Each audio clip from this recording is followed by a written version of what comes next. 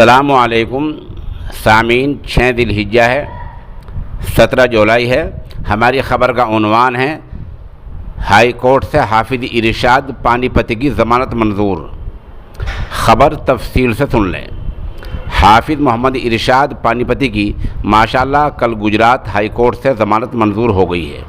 اس پورے معاملے میں جمعیت علماء احمد آباد کے صدر مفتی عبدالقیوم صاحب کا بھرپور تعاون اور مدد رہی ہے۔ ان کا بھرپور تعاون آپ کے ساتھ رہا ہے۔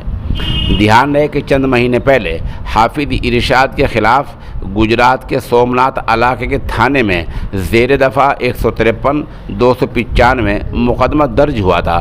ان دفعات کا مطلب یہ ہوتا ہے کہ بھڑکاؤ بھاشن کا، بھڑکاؤ بیانات کا الزام تھا، حالانکہ متعلقہ ویڈیو میں کوئی خاص ایسی بات نہیں تھی۔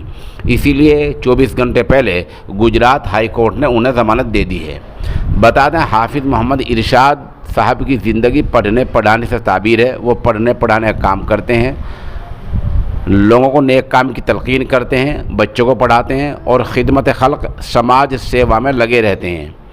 افسوس ان شیطان صفت ہندی اخباروں پر ہے جنہوں نے ان کی گرفتاری کے وقت فرضی اسٹوری چھاپ کر ان کو بدنام کرنے کی کوشش کی تھی، اور اب وہ سب خاموش ہیں۔ بہرحال یہ اللہ کا فضل ہوا ہے کہ حافظ ارشاد پانی پتی کی جلد ہی گجرات ہائی کورٹ سے ضمانت منظور ہو گئی ہے، اور اب ماشاءاللہ اگلا مرحلہ بھی اب حل ہو جائے گا۔ اور اس ضمانت کے منظور ہونے میں اور عدالتی کارروائی میں جمعیت علماء مولانا ارشد مدنی گروپ کے مفتی عبدالقیوم صاحب احمد آباد کے صدر کا بھرپور تعاون رہا ہے۔